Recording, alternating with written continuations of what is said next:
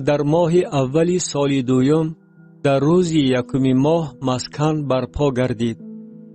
و موسی مسکن را برپا نمود و پایه هایش را گذاشت و تخته هایش را برقرار کرد و غلقه هایش را نهاد و ستون هایش را برپا نمود و خیمه را بر مسکن پهن کرد و بالا پوش خیمه را از بالا بران گذاشت چنان که خداوند به موسی امر فرموده بود و شهادت را گرفته در صندوق گذاشت و دستک ها را به صندوق پیوست نمود و سرپوش را از بالا بر صندوق گذاشت و صندوق را به مسکن درآورد و پرده جدا کننده را آویخته صندوق شهادت را روپوش نمود چنان که خداوند به موسی امر فرموده بود و میز را در خیمه جامع به طرف شمالی مسکن بیرون از پرده جایگیر کرد و بر آن یک دسته نان را به حضور خداوند ترتیب داد چنان که خداوند به موسی امر فرموده بود و چراغدان را در خیمه جامع در رو بروی میز به طرف جنوبی مسکن گذاشت و چراغها را به حضور خداوند برافروخت چنان که خداوند به موسی امر فرموده بود و قربانگاه طلا را در خیمه جامع پیش پرده جایگیر کرد و بخوری معطر بر آن سوزانید چنان که خداوند به موسی امر فرموده بود و پرده درآمدگاه مسکن را آویخت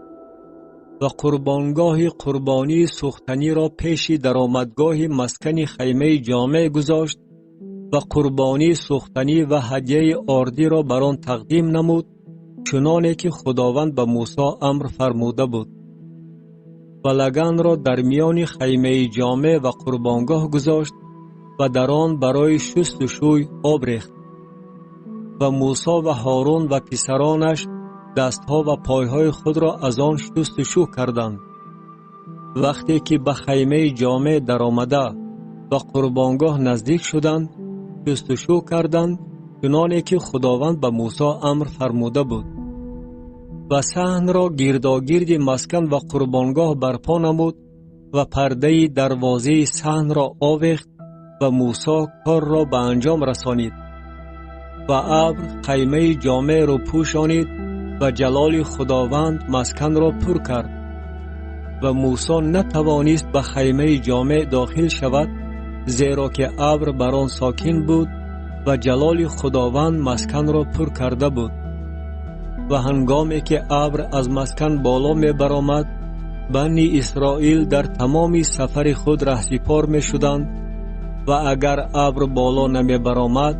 تا روزی بالا برآمدن آن رهسپار نمی شدند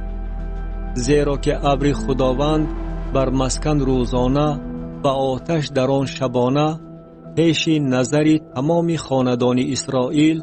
در تمام سفر آنها بود